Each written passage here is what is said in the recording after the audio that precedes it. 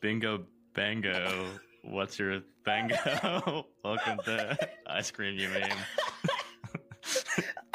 Alright, I don't know what that was either. The spirit took me. I have no idea why you even decided to say bingo bango. It's called bars, JD. It's called having. Oh my god. Okay. All right. Okay, so that's what they call it these days. Bingo, bango, bars. All right. God. Oh. What? That's your name. A podcast about the internet. Oh god, this isn't even episode 30. I think we're like, what? We're almost there. It's 29, I think. We're 29. Yeah. God. We're getting there. We're getting there. Oh god. The dirty 30s are going to be a bad era for everybody. I'm turning 30 this year. Oh, congrats. Oh god, man. I'm a couple years away still. I'll let you know how it goes. Yeah, despite the who looks older, I am the younger one on the podcast. I'm telling you, it's the bangs and it's being Asian, I think. the combo of bangs and being Asian. I had the whiteness working against me. Have you seen, like, there's a lot of discourse about Gen Z kids aging very poorly? Like, there's, like, Gen Z creators that people are like, huh, you're, like, in your 20s? I thought you were, like, 45. Like, Jordan the Stallion, you know him, he's, like, the guy who shares, like, TikTok recipe stuff. People say he looks like Method Man's older brother. What? People have been really getting on him. Hold on. Yeah. Who is okay. You know, I don't... Okay, listen. Everyone's gonna age. We all end up in the same place. The first thing that comes up when I look up Jordan the Stallion is Jordan the Stallion age. Okay. Like, okay. He's like younger than me. I think he's like 26, 25. Oh, I was gonna say he's our age. Like mine. Yeah. I don't know. Like, I'm very bad at how people like look when it comes to age. I can't guess. Yeah. And I never want to be like, you look old. I always lowball it because, like, yeah. Yeah. No, I feel it. Yeah. And I feel like I look old, so I'm not here to be like, yeah. You know, I'm not coming for you, Jordan the Stallion. You have a much bigger platform than us. I really like that you share fast food recipes. Those are very helpful. He's very handsome, so. But he's a very handsome man. I don't know why people are going after him for his looks. I feel like that's definitely a thing where it's like, hey, you know. Oh, this is the guy that's like holding the phone up to the. Okay, yeah, okay. That's cool. Him. That's his thing. Yeah. Okay. Yeah, I did know this. I think it's just because I'm Asian and I have bangs. Whenever someone says like you look so young, I'm just like, as an Asian person, I will age at 60. I think very abruptly. It hits pretty hard when it hits, but it's like until then. Yeah, I'm good. I'm 60. I'm fine. I use sunscreen. I moisturize. I'll be okay until I'm 60, 70. Yeah. I think like the sunscreen and skincare is also that's gonna help prolong that. Yeah, closer to 70 than 60. Yeah. Probably. My grandma, my dad's mom is like 100, so and she looks fine. So I think. Yeah, you know, I'll be fine. I think I'll be good. I think I'll be good. You got. Yeah, because even my other grandma, she's like 60s something. She's almost 70s. She looks fine. So I think genetic wise, I'll be okay. Yeah. Yeah, sunscreen and moisturizer. I'll be good. Yeah, I didn't know this. Flex. But yeah, apparently Gen Z. There's like some discourse online that like millennials are like coming for Gen Z people for aging poorly, which guys, I don't know. I mean, like I feel like there's like millennials that look like in their late 30s and 40s too. It's not like, I don't know, you know, this is like a weird generational beef thing. Yeah, I think, you know, sometimes I wonder if the generational beef, the millennial and Gen Z beef, is like an online white person thing. Because I think I didn't really think about like the millennial Gen Z thing until sociology stuff. Yeah. And like, obviously, you hear about, like, Gen X, the boomers, like, but I didn't think about, like, the millennial stuff until, like, getting into, like, the sociology stuff. So I was like, do I not understand, like, the whole, like, oh, yeah, all millennials will wear skinny jeans and we don't wear, I'm like, I don't know what's going on. Is it, like, the trend report versus, like, kind of thing? I don't know. Yeah, I mean, I feel like generations generally are kind of like a marketing ploy more than anything, right? So, like, yeah, it's like a weird little kind of like, oh, we're dividing the market up kind of thing. Where it's like, look, kids, this is like cool for you, but then for the people in their 20s, this is what's cool. So you can kind of squeeze more money out of different groups. I think I understand it better that way. Yeah, so I think that's what the capitalistic machinations going on behind it. But then, like with anything, there's always like the people that like make it their whole identity, where it's like, oh, I'm a millennial, and it's like, okay, well, I'm like, you're yeah, more you're than that, probably. a whole lot of other things. Don't sell yourself too short. Yeah, you're a Disney adult. That's the other thing. That's the millennials may own Disney adult. I think that might be, yeah, it seems like mainly them. I mean, it's some Gen Z people, so I think they're handing it down to their younger cousins or kids. I don't know. We're never going to get rid of them. They're going to be around for it's going to be insane. But yeah, millennial, I think, go ahead and claim that Disney adult for now until Gen Z gets adult. Yeah, and the Gen Alpha kids, the Skibbity Disney adults. What is the whole line again? This, the Skibbity toilet. What do you mean? What is the whole phrase? Oh, it's isn't it like it's like that Skibbity beep bop bop dop dop yes yes one, right? I have no. What is the one that's like shit? Oh my god! I'm getting like. Are you thinking of like the you're so Skibbity, you're so Phantom Tax? I just want to be your Sigma. I was gonna say Alpha, but it's that famous Sigma. song. Okay. Oh my god! Sigma, yeah. Sorry for getting Skibbity toilet and the Phantom Tax song confused, everybody. Yeah, get your skibbity straight. Sorry, but yeah, maybe that's a new phrase. Get your skibbity straight, dog. Get your skibbity straight. I kind of like that. All right, everybody. Ice cream you meme. Creamy, start saying "get your skibbity straight." Okay. Yeah, we gotta what is that? We gotta print this out, send it to ourselves, so that we have the Don't copyright open the on letter. this. How do you spell skibbity though? So I have it postmarked. SKIBIDI. Oh, D-I. I thought it was 2 E's. Okay. No, I'm pretty sure. Yeah. All right. Yeah. So don't anybody take that 4 months from now. Yeah. Like this 4 months from now, we will have the rights to it when this is released. Oh god. Right.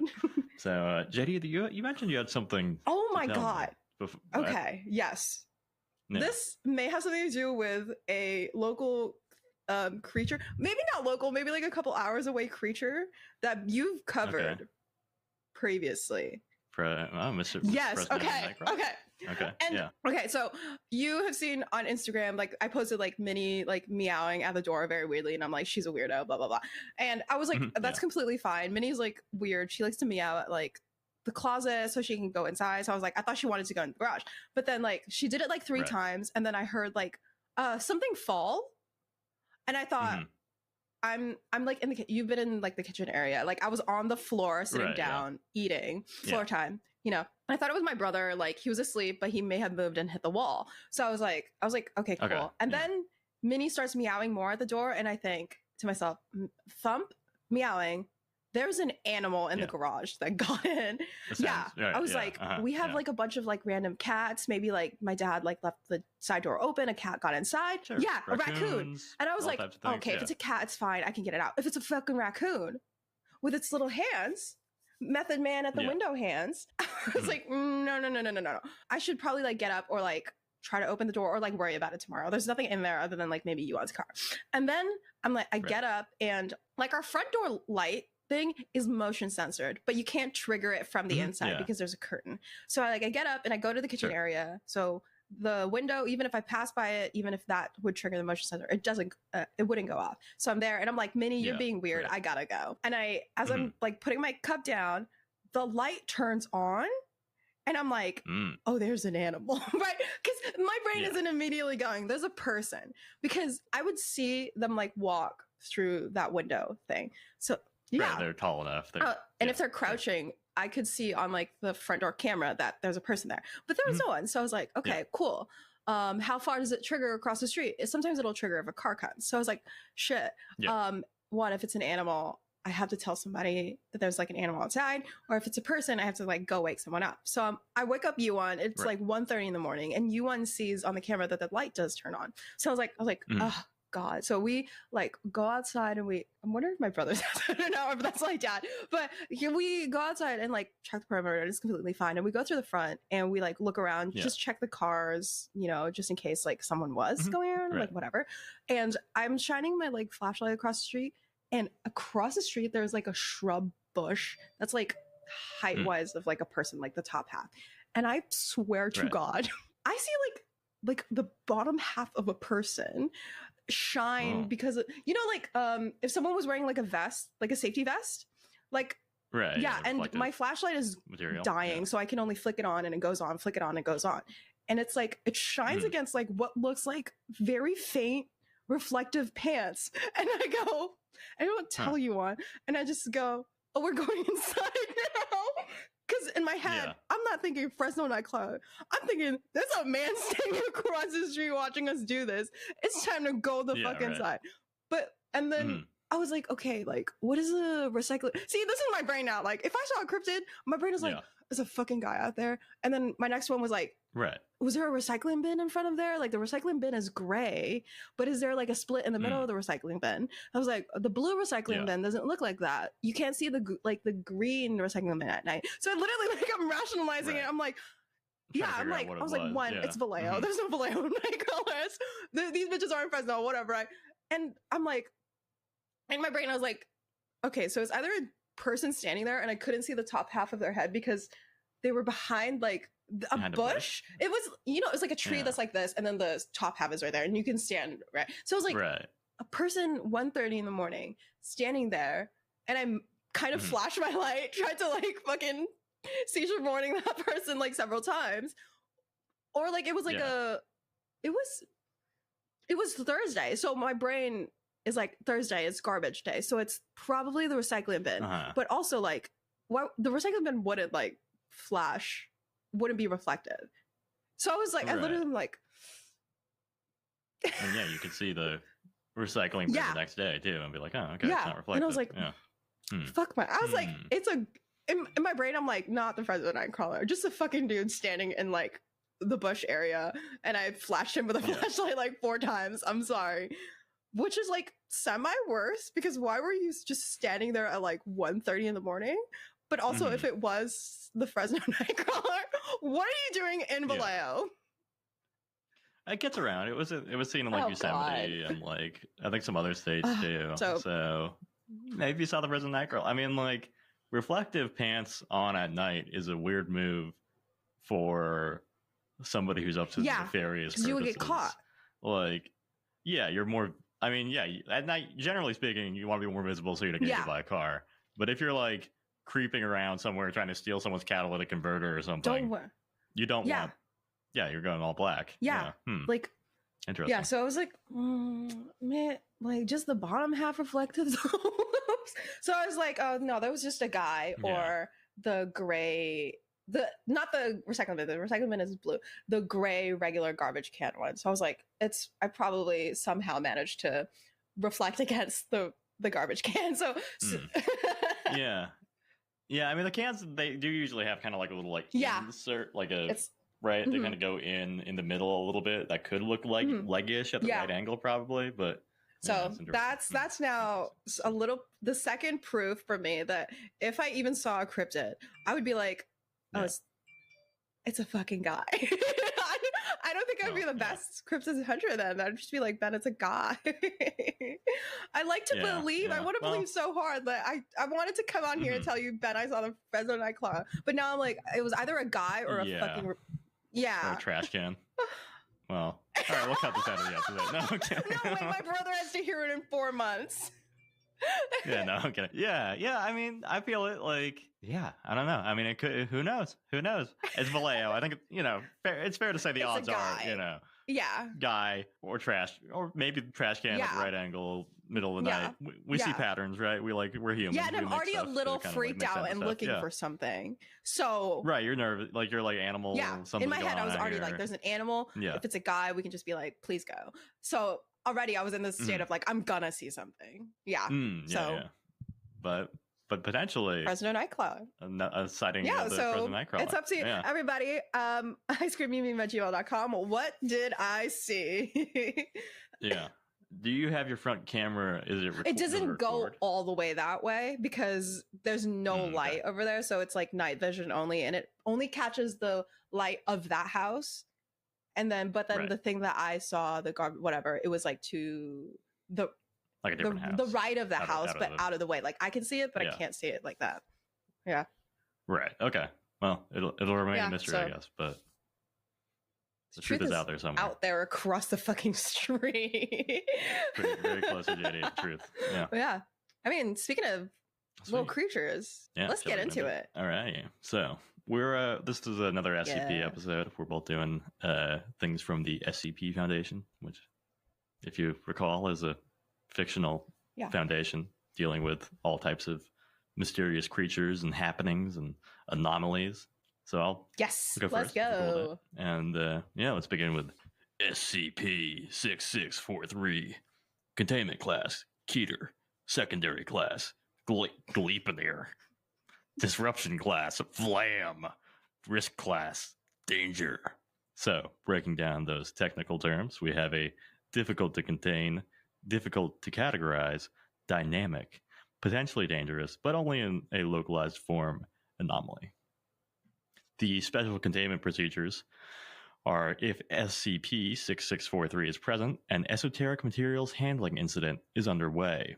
Addressing said incident constitutes containment of SCP-6643. In the interim, personnel are advised to avoid contact with the subject. Description: SCP-6643 is an orange ectoplasmic pseudopod manifesting during any and all containment failures relating to the process of achromatic abatement, the neutralization of anomalous byproducts, with both mass and activity level scaling to the incident severity.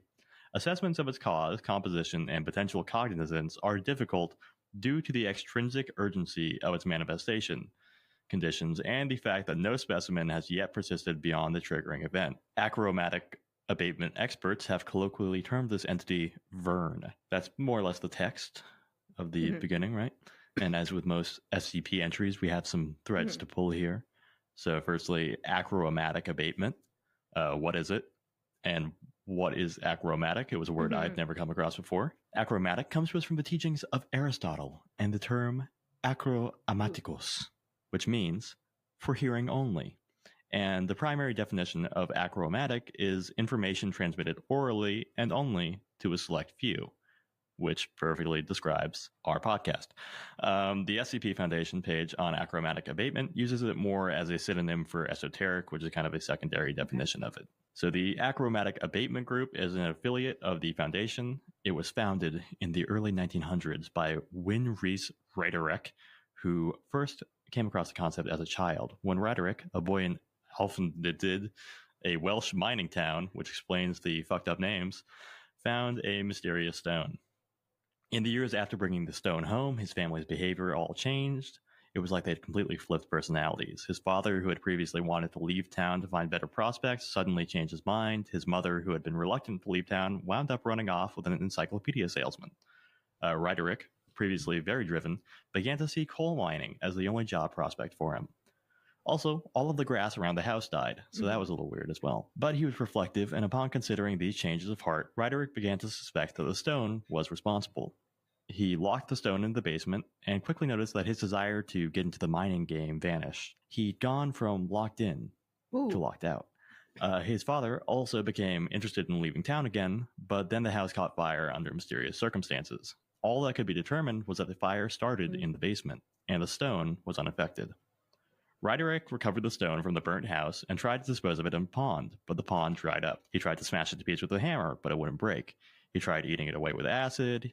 He tried anything and everything he could think of to get rid of it, but the stone stuck around. Ryderich had read that the stone would burn at the right temperature, and the right conditions came along when the mine caught fire. He threw the stone into the mine, and after that, things returned to normal. Even the grass around their house returned. He moved away with his father to Swansea and returned to college to study toxicology at university, as the British would say. In 1913, he founded the Achromatic Abatement Group and dedicated his life to the disposal of anomalous materials. The AAG is sort of a satellite offshoot of the SCP Foundation, serving as the sanitation and waste management department. The Achromatic Abatement Group doesn't just deal with anomalies themselves, but the byproducts of anomalies. So they're essentially part of the Foundation's work. After all, if you're having anomalies turning people into flesh piles or relics creating Olympic pools worth of blood daily, someone has to clean it up. Yeah, so this brings us back to SCP-6643, who only really interacts with the Achromatic Abatement Group. So the first time that SCP-6643 was cited was in 1921, while the group was disposing of a large quantity of magically enhanced mustard gas. The gas had never been used, and with the Great War well over, it was time to get rid of it. So as they worked on trashing the chemical weapons, something went wrong, and a leak struck. Staff ran to high ground and noticed a strange, translucent orange tentacle wriggling around the facility. Members of the group speculated the tentacle was searching for something. Some wondered if it was attempting to help staff, and then others wondered if it was trying to pull staff into the mustard gas. But when the ventilation system finally took effect, the apparition vanished. In the following years, Vern continued to make appearances anytime that there was an accident in achromatic abatement. Even minor accidents could lead to small manifestations. But the behavior remained unpredictable, with it sometimes appearing to show no interest in its surroundings, sometimes interacting with the released esoteric materials, and sometimes focusing on the containment apparatus. Likewise, how it appeared and where it originated from remained unclear. In one containment breach, Vern was seen absorbing harmful chemicals from the air and helping circulate air, thereby keeping Roderick alive. Observers felt certain that this was intentional and speculated that it may have been created by the achromatic abatement group, or the Foundation itself as a safeguard in case of emergencies. But this theory was called into question in the case of SCP-5243, so we got a separate bonus SCP right here, which first occurred on September 8th, 2002 in a facility containing achromatic abatement, applied occultism, and security and containment works, Site 43. The incident began with the release of emissions from an anomaly housed in the security and containment section, which led to an overload of the achromatic abatement facility's equipment. This led to a catastrophic failure, a chain reaction cascading from achromatic abatement throughout the rest of the site.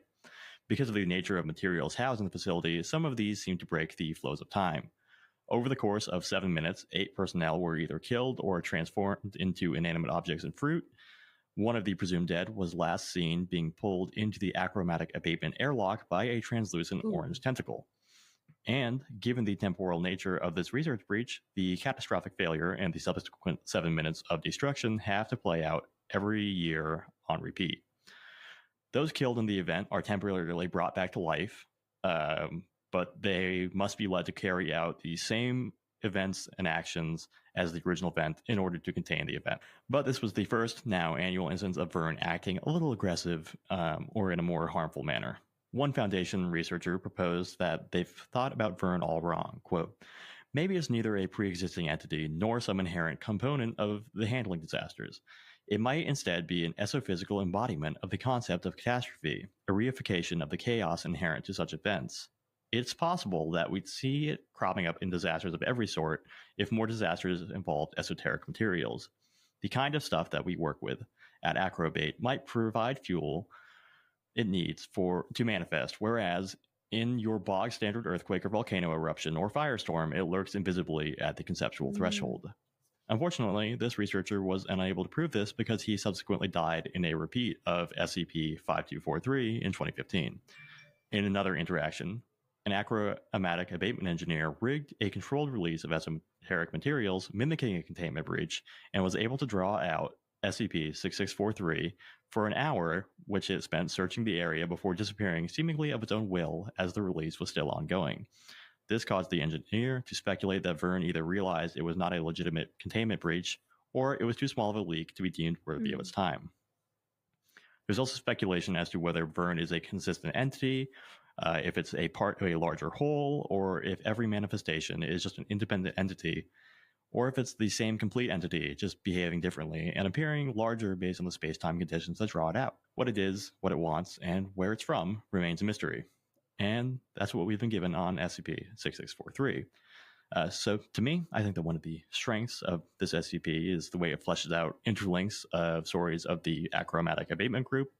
The page is filled with links to other stories, and it really makes it feel like Vern is this ever-present force lurking around the activities of the waste disposal wing of the SCP Foundation. There's some kind of Mothman elements to it that I like, right? The disaster warning guy. But I think that the industrial setting reminds me more of the Tommy Knockers. Are you familiar with the mines? They're in yeah, that's where I heard on this. Yeah. So Tommy Knockers are an underground iteration of the small people figure in Northern European folklore, fairies, gnomes, elves, JD, you know, that kind of thing. So the legend of the Tommyknockers originated in Cornwall in Great Britain, where they were just referred to as knockers. They were largely viewed as benevolent, if mischievous, parts of mining. And little strange. Apparently, they were originally thought of as like the souls of Jews that lived in the mountains. I don't think that's not carried on. But they were like, yeah. I was like, huh, weird, cool. I don't know why that has to be. Just a little bit of anti-Semitism. Little anti-Semitism, yeah. You know, yeah. They're just the souls of Jews that were exiled into caves, and that's okay. Fun stuff. Thanks to European history. So, you know, in the early Cornish days, mining was a lot more decentralized, right? Either individual or small groups of miners would sign agreements to work for landowners.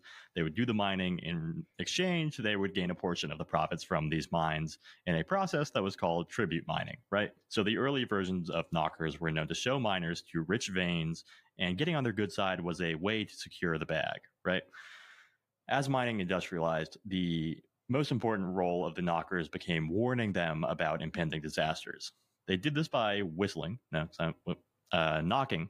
Anyway, the United States became a thing, and mining started happening here. And so plenty of Cornish people decided, you know, hey, I'm used to risking my life underground. I bet being underneath tons of dirt is basically the same anywhere, so let's go to America. Much like the digital nomads of the 1800s, but with less gentrification. The Cornish miners came to America and brought the legends of the knockers here to the United States, where the name shifted to Tommyknockers, potentially because it sounds less like titties, but I could not find any sources to back this up. Cornish miners and the legend of the Tommyknockers spread in mining communities from the coal fields of Appalachia to the gold claims of California. In some instances, the legend was changed so that rather than being magical wee folk, or the spirits of dead Jews, the Tommyknockers were the ghosts of miners killed in accidents. But in many traditions, the Tommyknockers were still treated more like elves or fairies than spirits, and with the expectations of leaving them offerings and giving them their kind of due respect. The legend persisted until fairly recently. According to a web page on the El Dorado County website, there was a protest movement in 1956 to get the mine owners to, quote, release the Tommyknockers from employment in order so they could be transferred to another working mine in the California mother lode. So I'm sure there was nothing more important or morally imperative happening in 1956. Yeah, nothing at all. 1956. Nah, nothing going on there. No civil rights movement. I mean, of course, the county seat of El Dorado County is Placerville, which has the nickname Hangtown. Okay. You know, because of the hangings. The city seal even had a noose in it until 2021. Okay, Placerville. Yeah. Also, after the vote to remove the noose from the town seal, people started hanging nooses around town. So maybe go back to protesting for fairy working conditions. Whites. Go do that. Oh my God. Let's, shit talking on California's Kentucky aside. Vern fills an increasingly rare niche, the workplace monster. So unlike having to pretend to enjoy trust building exercises at your job, Vern and the Tommyknockers actually do something, right? They're both somewhat inscrutable. They can be helpful in times of disaster, mischievous, or vindictive, but they're both a presence in the workplace and a part of the culture of that workplace. While SCP-6643 is fictional, both of these creatures would fall into the category of occupational folklore. Of course, occupational folklore is not always about strange creatures lurking around the workplace, but they are always work-specific. They might be more general, shared among a field, like the Tommyknockers, or specific to a certain organization, like SCP-6643. It's a way of reproducing and maintaining the culture of a workplace. And it's definitely not all monsters, right? Like all folklore, there can be lessons. If you have stories about horrible accidents that you tell the new guy, that can serve to reinforce good behavior on the job, right? They can also serve to relieve tension at work, gossiping about a pain-in-the-ass coworker to customer, swapping stories after something goes wrong, criticisms of technique, venting steam, talking shit, making jokes, sharing memes in the group chat, and of course, just telling stories are all things that people do on their jobs, right? So as I was doing this research, I came across a really cool resource I kind of just want to plug. The Library of Congress houses the Occupational Folklife Project, which started in 2010 by the American Folklife Center. It's a freely accessible and contains over 1,800 audio and audiovisual interviews with workers ranging from doctors to domestic workers, factory workers to lumberjacks. did I listen to all of the interviews? No, there's a lot. Of course not. But it's a really cool resource on the working traditions and working lives of all different kinds of professions. If you're looking for a jumping off point, personally, I was drawn to circus performers and park rangers. I thought those were both really cool. And there was also like just like waste management people that I listened to, because I was like, oh, that kind of relates to the SCP stuff. Didn't really find any connections there, but it was still cool. So get on in there, check it out, see what catches your eye or don't. It's your call. Work is, one of the main places that we spend our adult lives. It shapes us and we are shaped by it. So I think the author of SCP-6643 really captured this and the feeling of a piece of occupational folklore with the story of Vern, right? From the nickname to the association with workplace accidents, even including jokes told in workplace speeches, Vern fits very naturally into the work of the Acrobatic Abatement Group and in the world of the SCP Foundation, where, of course, there's crazy world-ending, reality-altering forces, but there's also people in charge of cleaning up these supernatural byproducts and their minutiae and bureaucracy that has to be respected to keep facilities running. And, of course, there has to be cautionary tales about what happens if the rules are not followed. But when I zoom out to what really matters, and the stories of little guys at jobs, I wonder, and I pose this to you, JD, and to all our listeners, share, give us some comments, engage. Could we come up with like a modern day equivalent to the Tommyknockers or Vern, like little guys in maybe the office, little guys in restaurants, little guys in retail, blue collar jobs, remote work? Oh my God, little guys in retail, like especially at like big clothing stores, they could be like, how like when I was a little kid in the Philippines, like lots of kids would like hide in like the clothing racks, and then like got lost in one. I got lost in one before. So maybe like we could come up with like little stories of like little like kids like getting little kid, come up with some stories of little kids, little creatures getting lost in those things, and like maybe helping some kids like return to their families by like teleporting them through like the clothing racks, or some like purposefully like hiding them because they want like new friends, because they're like, actually the world in Macy's is kind of cool at night. I feel like that's also like a good warning thing for kids, and like the kind of like, hey, don't wander off because the fucking the clothing rack goblin will pull you in, and you'll have to wear a graphic t-shirt. Okay, there we go. Man, you're gonna be stuck in a gap. Maybe like the other consequences, like you get where do those mannequins come from? You become a mannequin if you've been here for a long time. Oh shit. That explains why some of them are so realistic. And you're like, oh, do you want to be one of the headless mannequin? The mannequin heads, they end up in the wig stores. So see, you can connect the whole mall together. Yeah, there you go. There's like they're working behind the scenes, the little clothing rack goblins. Yeah, I like this. Okay. Yeah, so cool. Maybe. All right, so we got to start spreading these stories. Seeding those into Maybe that's our like SCP. I think so. I like that. I like that. Okay. Cool. Yeah, that's my suggestion. Clothing rack goblins. Chime in, audience. Give us some other ideas. Any weird shit at your job? Yeah, tell us about weird shit at your job. Yeah. Really just tell us about I like talking about people's shitty jobs. Who sucks? Who do you not like? You guys? Tell us. Yeah, we'll make them into monsters. Vent. Sometimes you need a vent. Yeah. Maybe you need a vent to us. We'll be like, fuck them. Your secret's safe with us. Who are we gonna tell? We're cool like you that. You guys again? You guys? Only the cool people. Yeah, we're what is it? Achromatic. The cool kid. Yeah. I don't think I'm going to be factoring that one into my everyday vocabulary, honestly. I was like, I kind of squiggled it, and I was like, and I just read at the bottom, Aristotle, esoteric. Yeah, basically. I mean, whatever. I think. Yeah. I mean, this is cool. Like at one point, I literally put like, wait, I love Vern, and I drew heart around it.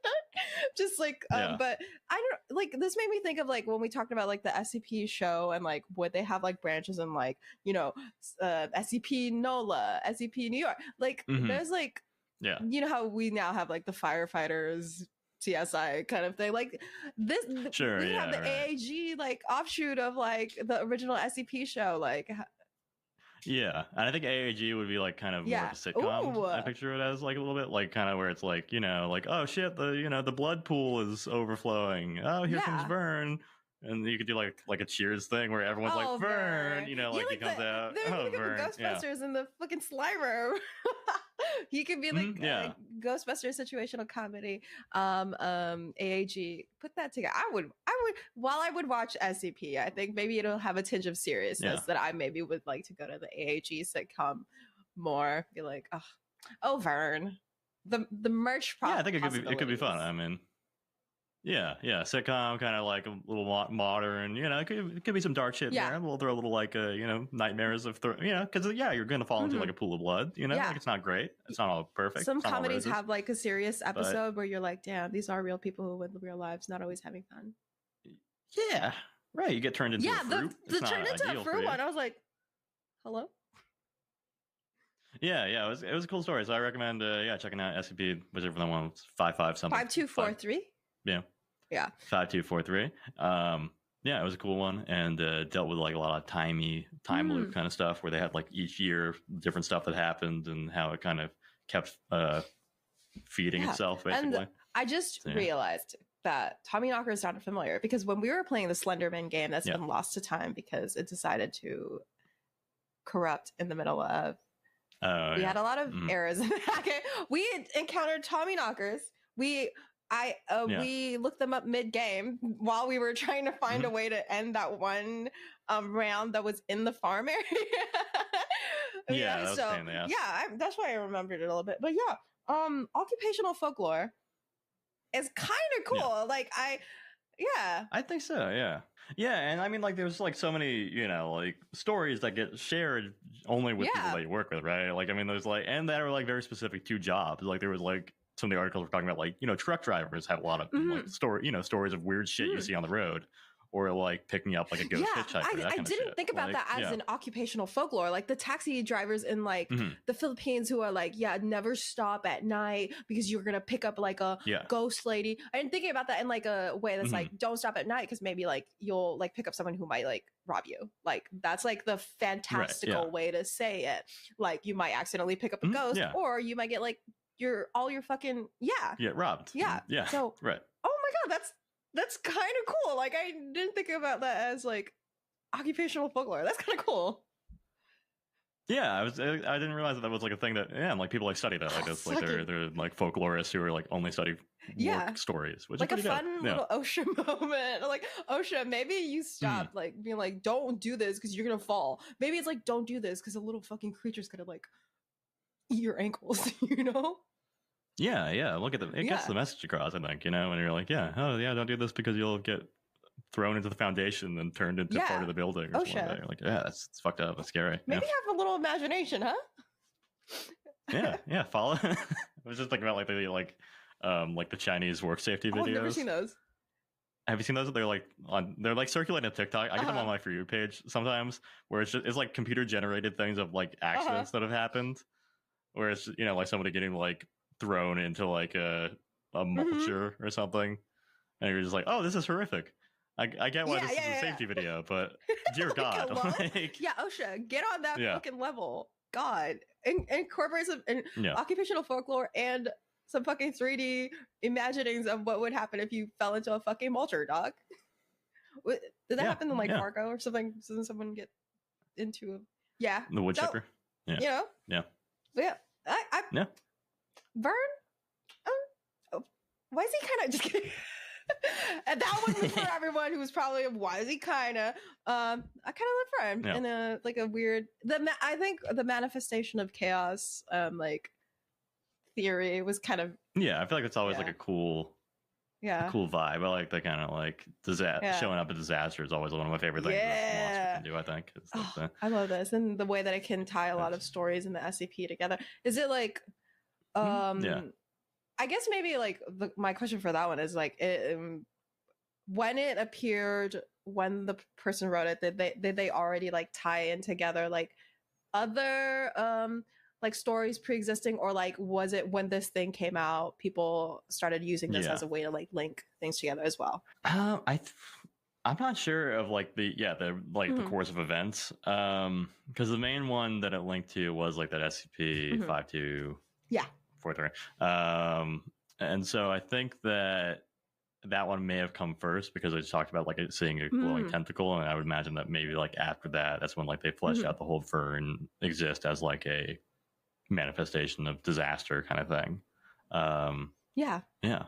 But it's a cool instance of the SCP stuff, people doing what they do and just adding to other people's work or fleshing out their own world and the whole thing. Like I think the waste management thing, that idea of like coming up with that it's a very fun setting. Yeah, because like, you do think about like the one that I did with the church. There's a lot of like body, like fat mass. Like maybe you could like.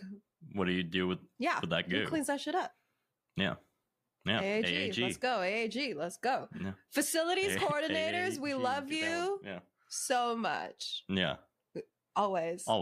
They're the real heroes. 100%. Love you. But just wanted to jump off of your point regarding 5243 with the whole like events and actions repeating itself. All stuff. Let's. Yeah. Are you ready to go into mine? I'm ready. Yeah, let's do it. We're gonna do some event repeating, but today we're gonna start off. Today we're playing basketball. Are you ready to play basketball? Ben, how familiar are you with the game? I've watched upwards of 10 to 12 NBA games. My dad's a big NBA fan. So we watch the finals fairly occasionally. I'll watch like a game a year probably. A little casual, some lights, yeah. I know the names of some of the players, and I know more or less that you get the ball into the hoop. Guys, not to flex, but Ben knows a couple basketball games.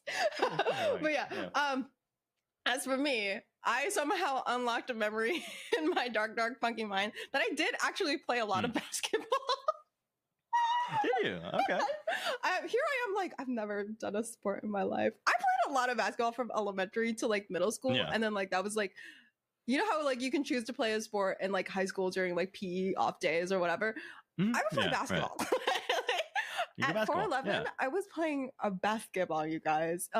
It was my sport, not even because I'm like Filipino and Filipinos have a tendency to like love basketball. There's that thing that's like in every neighborhood in the Philippines, there is a basketball court. So basketball is in the blood of Filipinos, but not even that, but maybe because like baseball is boring, boom, vine sound. Soccer and football is too tiring, vine, boom sound. Or that American football is way too intense for me. But because ball is life, and ball is life. And for those who are unfamiliar, just because I'm not gonna assume everybody knows what basketball is. I'm not here to, basketball. I'm not gonna gatekeep basketball. Okay, basketball you play on it's a sport played on a court of some sort. You've got two hoops on opposing ends of the court. You try to shoot a ball in the hoop. Bam, easy, whatever. Lots of things happen during the game, very obviously. But that's like the gist of it. You've got 5 guys. Not the food plays. You've got 5 guys on the court going against 5 guys, usually, that kind of thing. There's different rules in the NCAA, NBA, international, whatever. But yeah, that's the gist of it. Side note, though, while I was researching this, I didn't do this like cognizantly, but I accidentally watched 2 shows that involved basketball, which like triggered the memory of how much I loved basketball.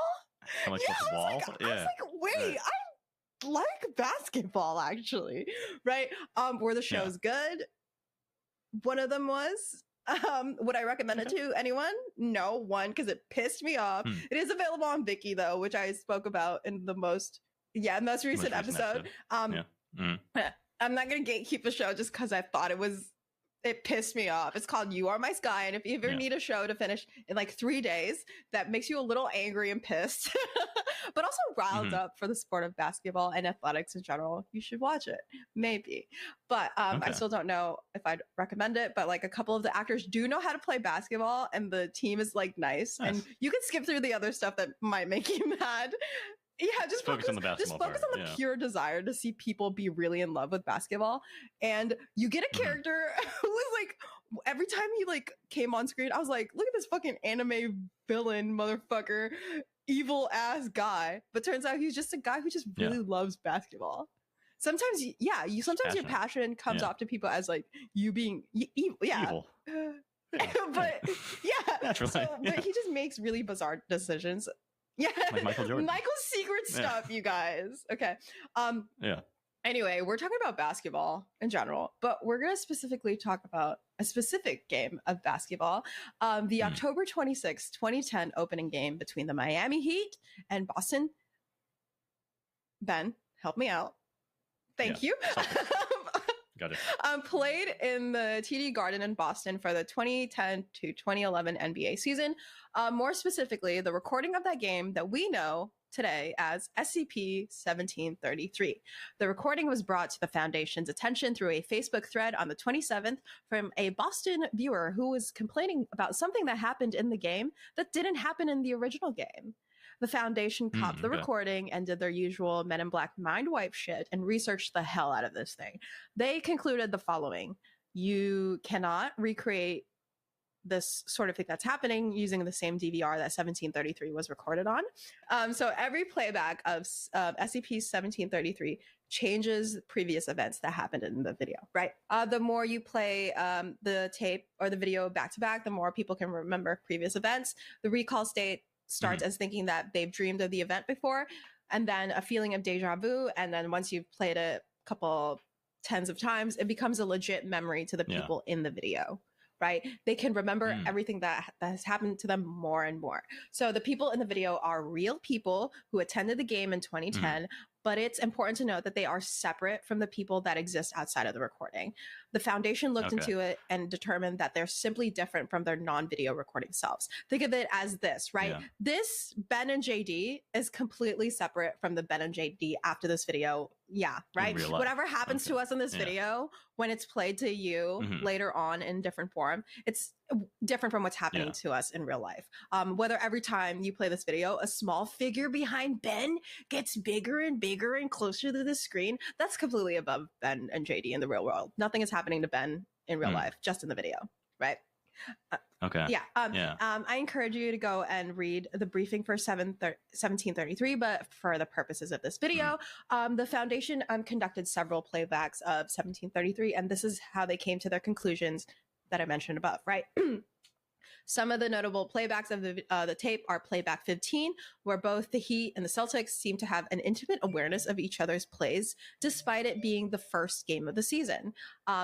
So this results in a 0-0 score for a large part of the game. In playback 27, the commentators mention feeling deja vu, and the Celtics win in a way that feels like a redemption, despite it being their first game of the season, right? In playback 45, players have decided that they will no longer play. They have feelings of intense disorientation from feeling like they've lived the day once or several times before. They feel uneasy, and it's not just them. Everyone at the game feels it. Right. At 45, everyone in the stadium agrees that they've done this before and they need to get the fuck out, but they can't because they realize that the doors of the stadium won't even open and they just can't get out, right? By playback 65, factions have broken out amongst the attendees and the teams and their personnel.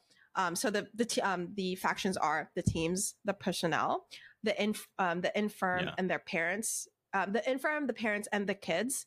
This is dubbed as group/section 320. Then we have the faith keepers, and then we have a group of adults who are hell-bent on figuring out a way to get the fuck out of TD Stadium.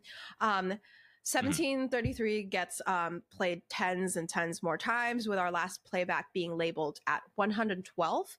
But the last three noted playbacks are redacted numbers, so we don't know how much more they play it, right? But it's noted that in the very, very last playback, the stadium changes for the first time ever, and it becomes bathed in red light. 1733 is intense, and not something that I realized when I just read through the SCP briefing for the first time when we found it hitting random. I thought like this was going to be my version of the Shaggy Dog SCP, where like, like replays change the ending right? There's a new like there's maybe like a couple versions of the replay, but turns out like every play of it is like a Groundhog Day from hell for everyone in the video. And but like the sort of good thought of this is that like the people in the recording are separate from the real life people, and they're not suffering the same way that their digital selves are suffering, right? Right. And you can probably guess that because of all the suffering that was noted in some of the playbacks, like for example, a man getting concussed in playback 51, and then in the next playback, that same man beating his attacker to death in playback 55. And then we have playback 95 with hedonistic displays of sex and violence. Then playback 112, people leaping from a balcony just to like get out of this situation. And then in one of the in the unnamed playback, there is the sacrifice of Paul Pierce from this and from this, I think from the Celtics, and then LeBron James from the Heat. They were sacrificed, and the Foundation eventually was like, we are going to stop any unnecessary playbacks of this video for the sake of the next iteration of it, right? It is marked safe, the safe class, right? Because it doesn't do shit when you don't play it, but when it plays, you don't know what the hell is going on and what's going to happen to the people of the video, so you don't even want to risk it, right? Because at that point, whatever number playback they're on, whatever number playback they're on, they're not playing basketball anymore. They're just trying to survive, right?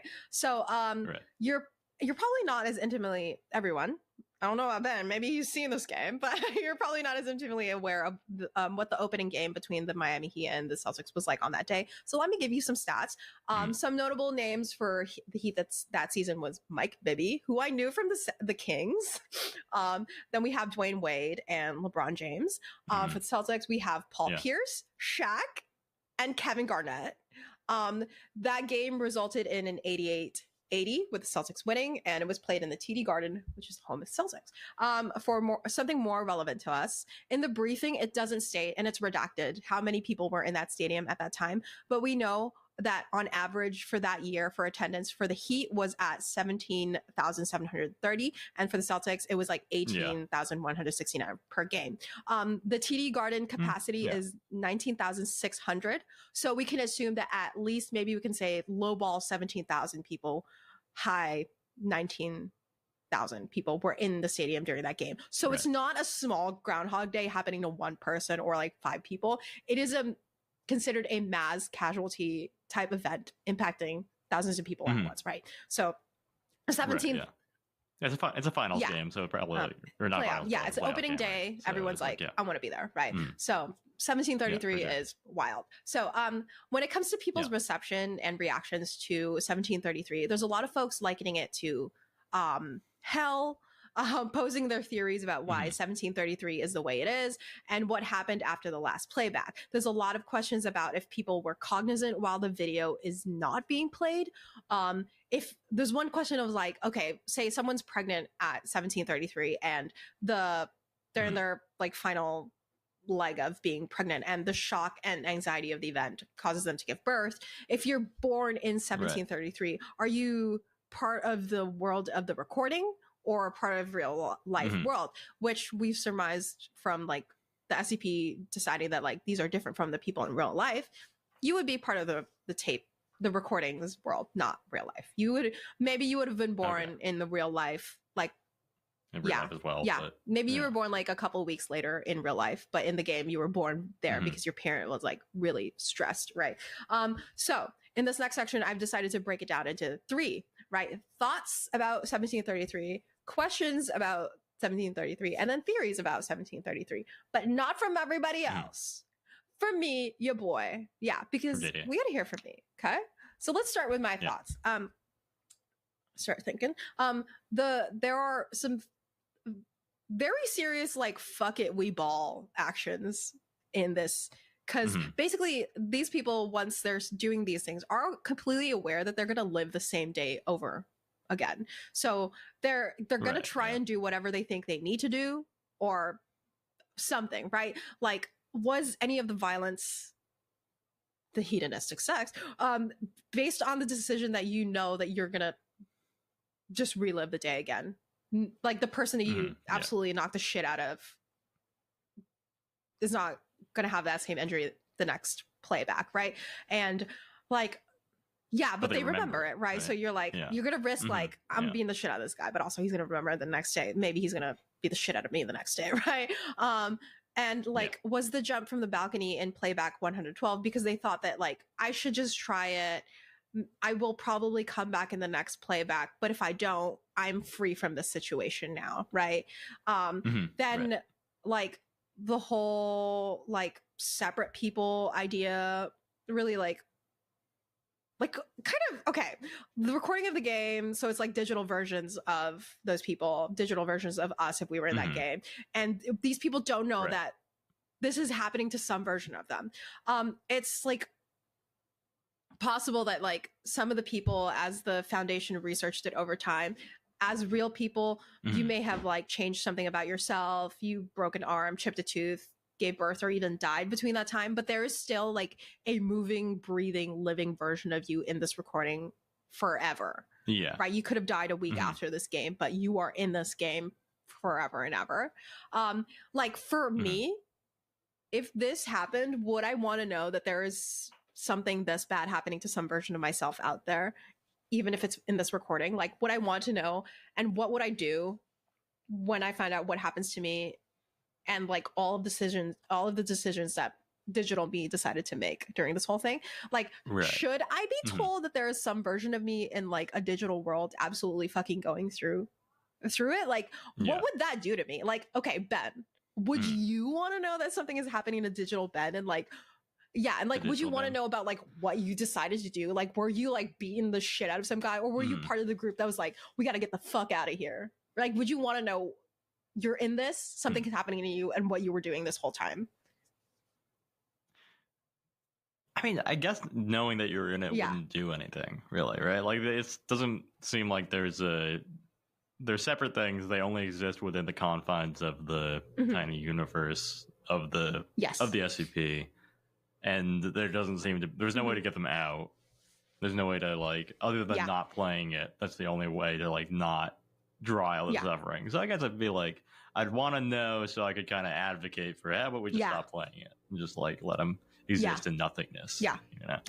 I was kind of like, I was on the same thread as well, because I was like, well, like as long as it's not being played, and they seem to have decided that it's not going to be played over and over again, right? You have to get in touch with one of the researchers to even like play it back, and you have to have a good reason to play it back, right? So I'm like cool on that end.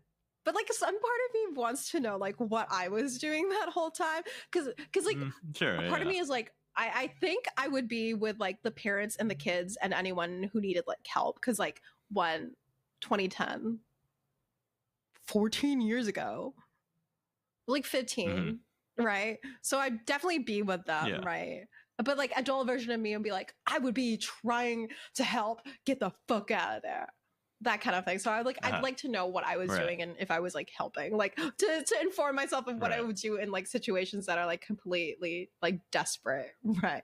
What if you became like, what if I was like 15 and be like, we must live, you know, that kind of thing. And you know, I'd be like, what was like LeBron James doing? What was Shaq doing? Like, he's fucking tall as shit. Was he trying to help break down the walls, or was he legitimately with like the teams hiding away from people? That kind of. Yeah, what's Chris Bosh doing? Yeah, at the same time. And why all of them? Come on, that was a big Heat year. Look, see, we've got someone whose ball is life is here. The B in Ben stands for ball Ben. Ben old ball. Skip ball. Ben skip ball. So speaking of the groups and the teams, right? We have the factions, and I sort of mayhaps too deeply thought about the faction thing, like, because we have the people who are like the teams and their personnel using the arena as like a home base. Once they've basically hid away, they're like, fuck it, we're getting away from here, we're going back into our locker rooms and all that stuff. So for me, I was like, this could, if we like implanted this in like the panty world, right? These are people who basically have like the home base access to the arena. They can be seen as like the wealthy people who have like privilege to hide away from like all of the chaos that's happening in the stadium, right? So like the team isn't like in there. Yeah, they basically was like, fuck it, people in the stadium, you're fucked out here. We're gonna go hide away, right? The infirm and the parents and their kids can be seen as anyone who is at like a disadvantage, not fully able-bodied, or do not have full rights as people, you know, being a kid. And then we have the faith keepers, who in the world of the game were basically saying that like this is happening to us because of fucking consumerism. Yeah. So in our world, this is basically anyone in those like our world or any apocalyptic type fiction show. Like they're people who basically come close to like being high and mighty and using that as like a survival method to because they're like, oh, we're gonna keep our faith because and this is gonna help us like navigate because we're being punished because of this thing, right? And then we have the adults who are like steady trying to get the fuck out of there. They're just like, yeah, we're fucking stuck, but we decided we need to get the hell out of here. Thanks to the people who are protecting the people who need to be protected. Fuck the people who are like hiding away because they can. And faith keepers, you fucking do whatever you want, right? That kind of thing. I would hope, like I said, I'd be in the final group to try to get the heck out of there. But at 15, I'm probably gonna be with the kids and the parents. But like for me, it was interesting that even like in a chaotic and terrifying situation like this, people would still try to like segment as much as possible when it comes to like, this is being done to us because we are being punished for consumerism. You know, we got to go where we have access to being hidden away and being protected from the chaos. So fuck it. People end up still trying to do for like the protection, the privilege, and a little proselytizing, which I've had to spell many times in this essay, right? And then we're going to go to questions because here's just some questions that I had based on the events that happened in the game, right? Sacrifice. They did sacrifice twice in this to playback instances. For me, it was like, what was the point of the sacrifice? Because they don't elaborate in it in the text of the SCP briefing itself, right? How did they decide that it was going to be Paul Pierce and LeBron James, right? We know from Playback 65 that the Faith Keepers see this whole thing as punishment for rampant consumerism of the post-industrial world, which like, but also like, that's what we're all about, though, baby. I mean, also you're at a basketball game. Gonna hate on America?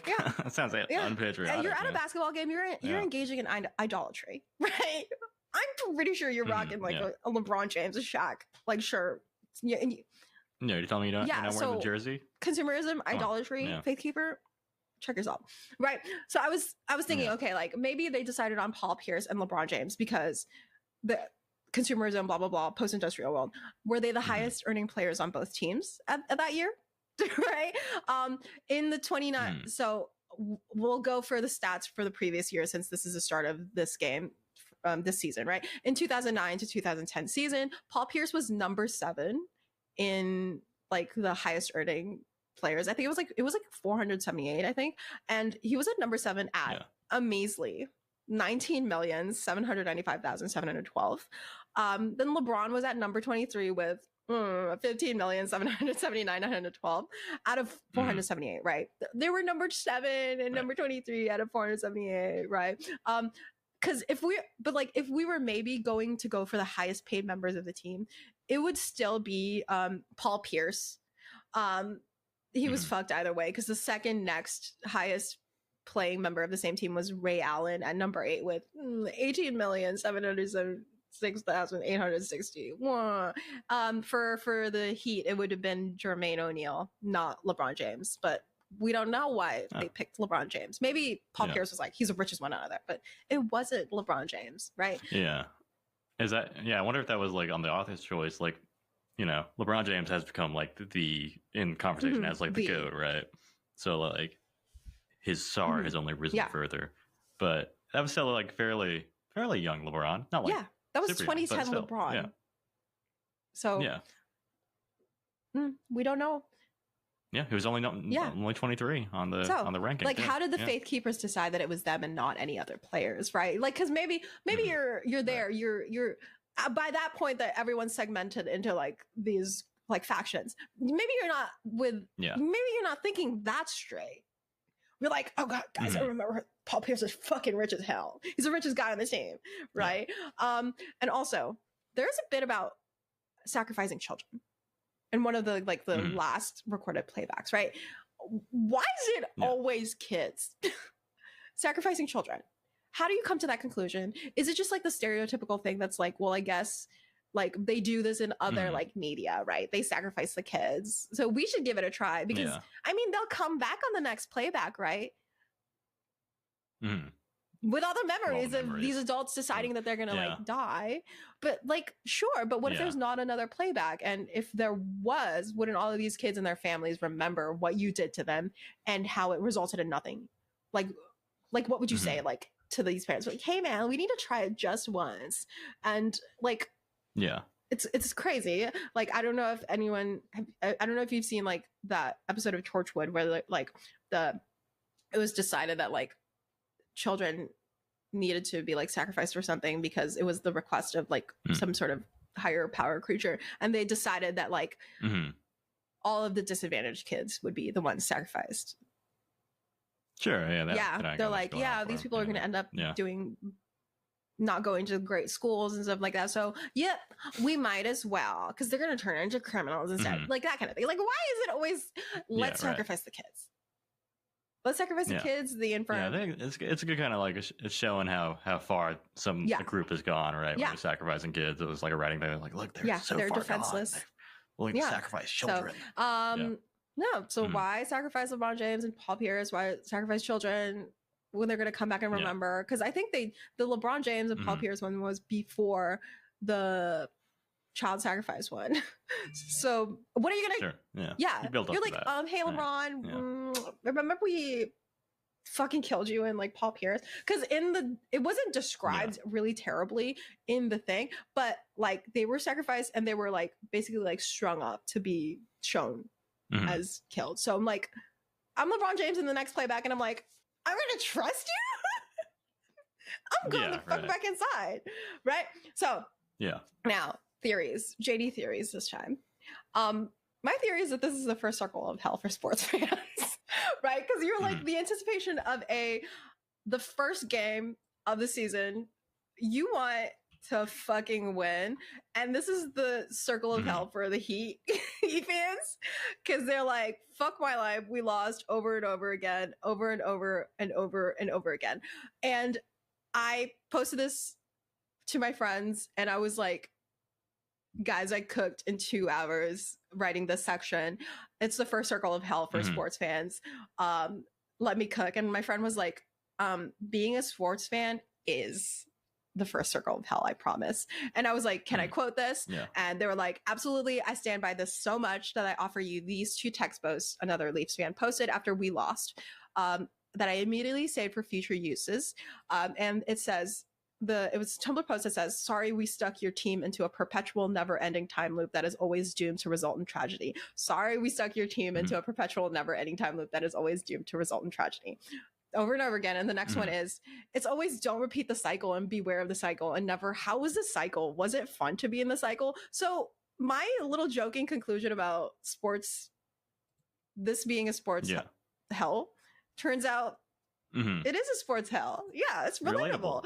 So for me, like, just in general, the first circle of hell, according to like Dante's Inferno, is like limbo. And so let me cook for like 1 second, just a little bit, right? This could be an iteration of some sort of limbo that these people have entered without knowing, right? So this is not necessarily like the folks who would have been in Dante's Inferno, like the first circle of hell, which is like anyone who wasn't like baptized, anyone who wasn't around before, blah, blah, blah. So they didn't do anything bad, but they were just like limbo, right? This could be some sort of like limbo state for the stadium and the people, like a limbo for the Heat fans, like perpetual loss.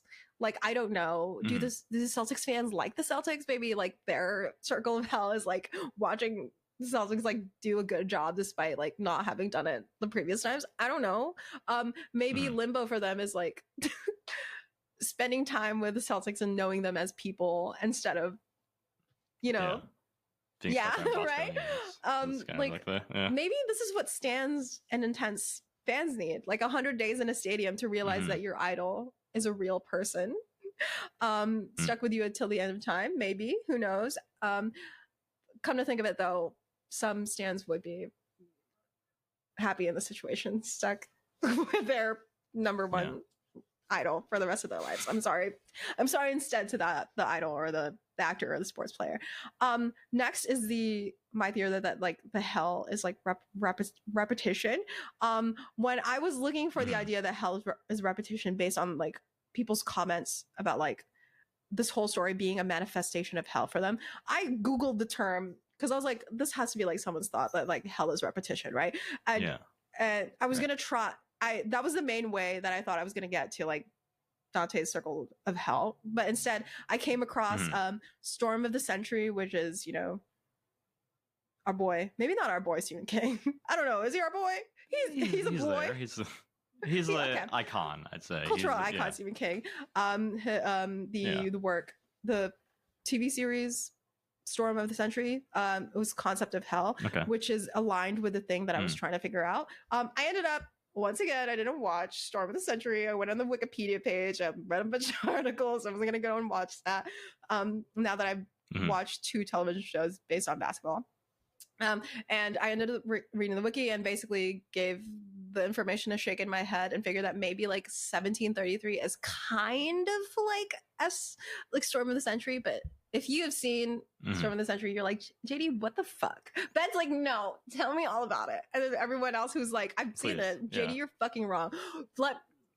I've never heard of Storm of the Century. So basically Storm of the Century is like this guy, like this, there's gonna be like a storm happening in this fucking town. This guy busts in along with the storm and starts like fucking shit up, right? Like he's maybe a wizard, he's maybe a magical man, but whatever, right? So let's go with the starting quote from the scene that I watched, where Linoche, don't know, the town visitor, that he's the guy who fucks up everything for everyone. He's telling Robbie Beals about his mother in hell and the things that she's done, and he says she's waiting for you in hell, and she's turned cannibal. When you get there, she's going to eat you alive over and over and over again, because that's what hell is about, Robbie. Repetition. I think in our hearts, most of us know that, right? So forget about the cannibalism for 1 second.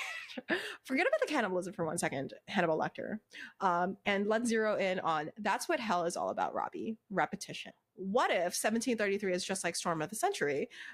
Because we have like the Groundhog Day types of movies, but like we can go for that, but like once again, it's only happening to like one person, right? And maybe some people who are aware of it. But in Storm of the Century, it has a bit more in common with 1733, which is like we've got a group of people, a town being terrorized by an event or a person. We've got some proselytizing from Leno, who is like evangelizing about like, this is what happens when you don't welcome people into your town.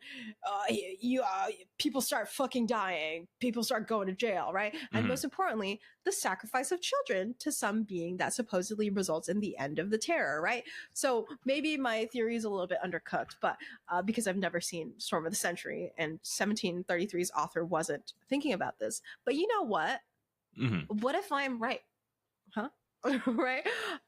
Some of my favorite theories about it from other people is the following, from the Walken Dude, who says, my personal theory is that there's nothing sinister behind this one. It was created to allow coaches to literally replay games and figure out how to beat their opponents better. And all the horror is an unintended side effect, and probably why the original owner got rid of the thing. Right? So, and then, because that, to me, I was like, maybe, because like, what if this just innocuous thing it exists, but because we're humans and we do shit, it became sinister? Like, what if the red light at the end of the very last playback was just a coincidence and the cameras just gave up or something? Because this would be kind of funny, because like the person was just like, I make this to see every possibility of the game ever, but then I didn't know that people would start remembering, so I'm gonna fucking throw this away or put this on Facebook and leave it alone. So that'd be funny, but also a little terrifying, right? Another is that this could be related to the creator's other work, which is SCP-2614, which is a DVD copy of the season 5 of The Sopranos. It's basically a DVD copy of the show where you can press the play button and have the ability to control the camera, the in-world camera, and go wherever you want in the show setting. And you can only reset it by ejecting the DVD and cleaning it with like a wipe and some sort of disinfectant thing, right? So OP, I guess, loves fucking with digital media, it seems, right? So I'm sure there are other theories, but these are some of my favorites where it's like it's connected to OP's previous work, but also just that it might just be an innocuous thing that turned a little crazy, because sometimes things like that happen in real life, right? So now that we've talked about my thoughts and questions and theories, let's go to our most favorite thing on the show. Why is this scary? Right? Going on the SCP Reddit, we see that people do think this is scary from the point of view from inside the video, right? User Josh Guan writes, there's no salvation for them. They can keep killing themselves, but they will just keep coming back after the recording ends. I imagined being in their position, but I could not sleep last night. And user Cyril Moraine agrees, responding with, it's definitely upsetting for sure. People being trapped inside a pocket dimension that repeats itself over and over again if someone on the outside hits replay. That's a little scary, right? Because maybe the guy who was watching it initially kept replaying it and realized something was happening and then was a sinister fucking dude. Instead of posting about it on Facebook, just decided to watch these people get tortured forever and ever. We're a little lucky that it ended up in the hands of SCP as opposed to this evil anime villain. Yeah, right? Yeah. So repeating a day in your life and being stuck in it and then later becoming cognizant that you're doing over and over again is kind of a little scary, right? If I consider today and think about living it over and over again, in the first couple of runs, I would be fine because I wake up, I have a snack, I have a decaf Vietnamese coffee. And then I record with Ben and then I'm going to go out to dinner. That's fine in the first few times because I know that nothing weird happens. But like I replay it and I become aware that I'm just living the same day over and over again. I think my mind would decay at the idea of no possible escape because I'm the only single person running through it. Maybe if my whole family was aware of it, maybe if you ended up becoming aware of it, I'd be a little fine because you're in it with me. But how do we get out of it, right? Could you make it down here in time could I make it up there in time to be like, hey, Ben, we got to figure this out. But then what if we just fall back asleep and we got to do it over and over again? Right? Like I'm a thinker, we're thinkers, we would do our best to get out. But I think that would just, I would go out to the extremes. I think by the 200th relive of this day, and I would just figure out how to get myself out of it. I would figure out like what's permanent, what's impermanent, what would I do, right? Never being able to move on and grow and break free from a day would definitely ruin my mind and lead me to do some very drastic things to try and break free from the day and also break free from myself in general. But then to then have that happen to thousands of people at once, there's a level of chaos there that we wouldn't be able to understand as a group of people, and panic would 100% ensue and we wouldn't be able to get out of it, I think. I promise you, a lot of people would, for me in my head, like it is like, a lot of people would try their best to get out of the day, but I think a lot of people would just end up being like, fuck it, we ball. Because what has the pandemic taught us about the way we try to get out of something together? Right?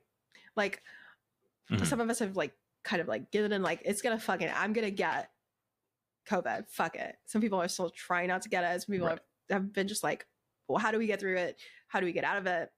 That kind of thing, right? And another thing that scares me is the factions that broke out.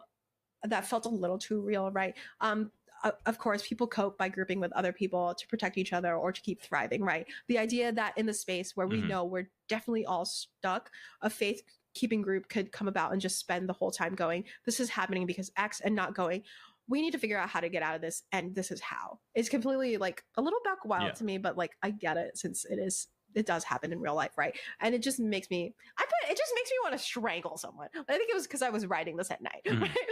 Like I completely understand the need to cope by like holding onto a system of belief you have, but like, going to that end. Once again, if we think of the pandemic, we can definitely like connect this to 1733, right? Every day, some of us were confined to the home with stay-at-home orders. Some of us lived in small apartments and were confined at home for safety with others in mind. Some of us had to go out and work as essential employees, caring for others without the ability to care for ourselves or themselves, right? There were those like the players and the personnels able to thrive and survive in their spaces, in their large homes, and their money, and their renditions of Imagine on Mhm. You know, imagine all the people. Yeah, Really really got us got us through it. through it. Thank you so Yeah. much. There, yeah, thank you, Gal Galgadot. Never Never misses. misses. Okay. Yeah. There were those who are similar to the infirm, their parents and their kids, who had to navigate a strange world. They had to navigate a world where that couldn't decide if they did care about the disabled, the immunocompromised, the kids, Mhm. and families who couldn't survive without a member of their family at work. Kids who stayed home for several years and came out unable to connect with other people, right? People who had to care for several family members in the face of all the denial and all the shit that came out through the ongoing pandemic. We also have faith keepers who treated the pandemic like a sign from God, right? That we've disobeyed him for too long. Like only the religion and punishment of that religion mattered above all other religions and beliefs, who didn't see this Mhm. as a punishment, right? We've now got too many like LGBTQ people out there.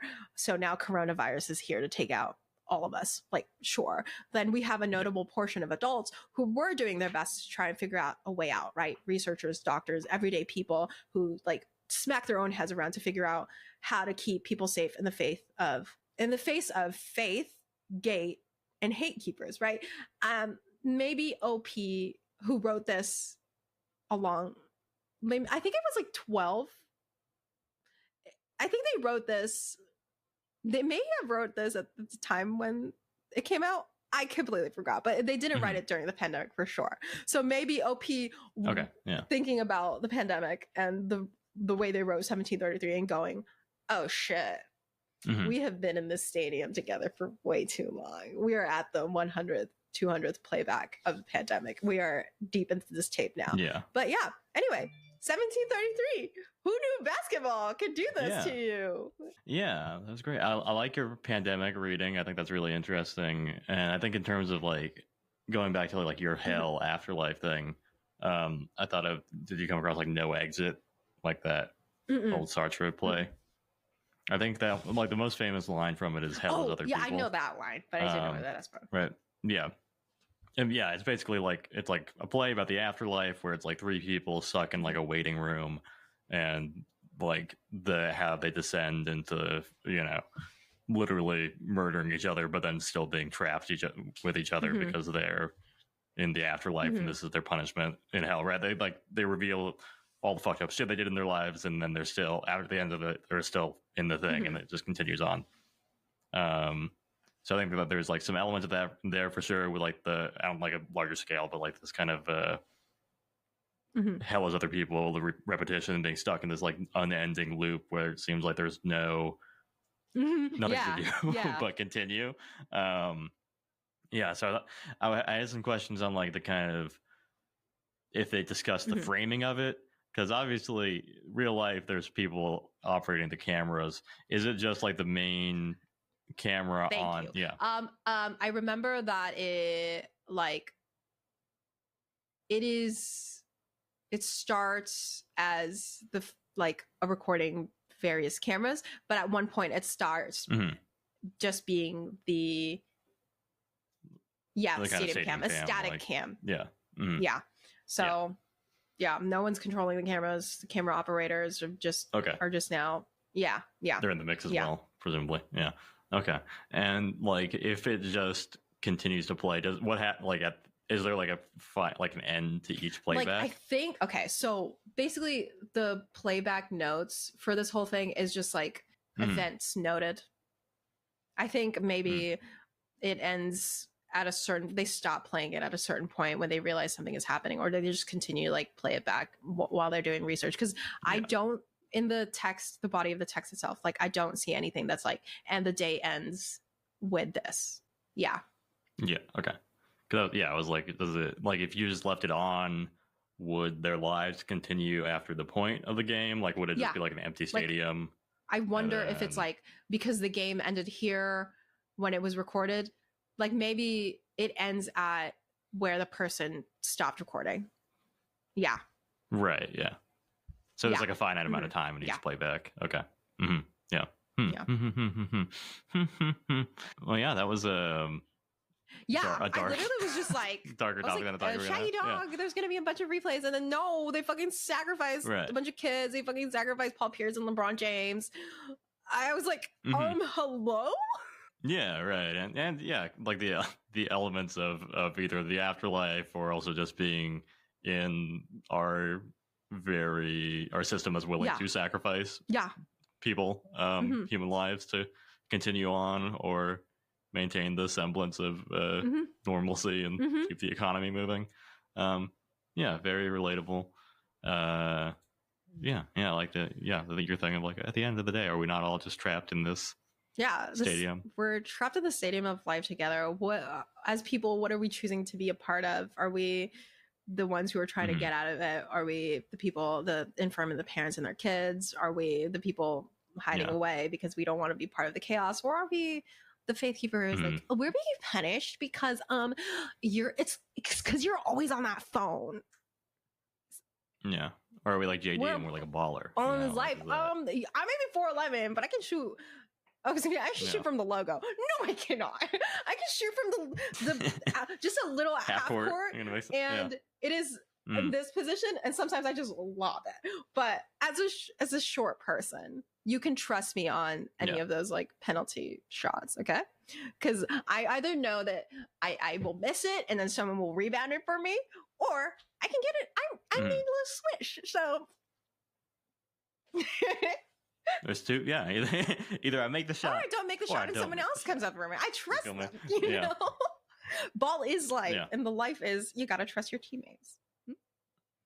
Yeah, I wonder, do you think there's a reason that it was that year? I don't know. Season. I think that's like one of the questions is like, why was it this year? Like the questions I have is like, why was it this year? Why was it these people who were chosen? Why did you choose this game? Why did you choose this team of people? And it was just like a lot of like, oh, how much did this person earn this year? What was that? Was the year special? You were looking for the significance. And I was just like, man, I'm gonna be looking at like NBA stats like all fucking day. We could just ask the OP like, hey, do you remember writing this like in? Do you remember fucking writing this in like 2010, whatever, and like why you fucking chose the Heat? And then like when I first saw this, I thought it was like someone noticed this recording like in like 2014, blah blah blah. No, they noticed it on a rewatch the next day, like immediately. So they caught it immediately, and I was like, God, what the fuck? Like, what if this was like discovered in 2015 and these people have already like lived like 700, a couple thousand replays of this thing? Like, what would they? Yeah, it was like somebody caught it on their TiVo back in 2010. So it's like there's a lot of things we could do like about this and think some more on this, and it's like as a researcher, I think I would have stopped the second. I would argue to stop at the second that like people have started killing each other, and then maybe like on the next play of that, and I know they're coming back, and I see that they're going after their attack. I'd be like, shit, we have to stop here. I don't know how you feel. Yeah, how you feel getting to like. I just literally am. Like maybe you didn't see the sacrifice happening, but now you're at the point where like you're literally seeing Paul Pierce and LeBron James, like who have the aftermath of that. I don't know if I'm gonna replay it the next time because I'm like, fuck, like in game in this video, LeBron James and Paul Pierce are dead. Do I just leave it at that, or I play it again the next day? Right. Yeah. Like, do I, after they've sacrificed these kids, do I go and play it again to see the kids are alive? But like. Because the end numbers are redacted for like that sequence, I don't know if like the red light happens immediately on the next playback after they've sacrificed the kids, or if that's just like a notable playback that's like 30 playbacks after, you know? Yeah, right. And then, like in the context of the SCP Foundation, I mean, to what end is the replay going on other than exploring the anomaly, right? It's like there's no end goal really of like lessening the suffering of these people. It's only to understand more, which I think is kind of part of the SCP's like you know thing, right? Is like they're like a stand-in for kind of like a faceless like org. Progress. Yeah, because if the people SCP knows that like the people in the video are not suffering out here. Yeah. What can I do about like? I see them like suffering. I see them absolutely going through it, but I can't take them out of the video. Taking them out of the video is like nothing because they're out here, they're fine. Yeah. They're alive, they're going through it, but they are going through it in this video. Like, I could stop because morally I feel bad about it. Right. And that's what eventually does how it does end. But like, there is no end goal other than watching the thing, right? I mean, observing the spectacle is the end they're just goal like, in itself. nah, don't play it anymore unless you have a fucking reason. Hit up this doctor part of the artwork, but there's no reason to watch it over and over again, right? Because there's no reason to believe that if it's not playing, it's still happening. So the conclusion is like, when it's not playing, nothing is happening to them. So we might as well just never play it. Yeah. Never play. Yeah. Right. Yeah. Responsibility of the SCP Foundation is that big. If only people would stop playing us. Hey.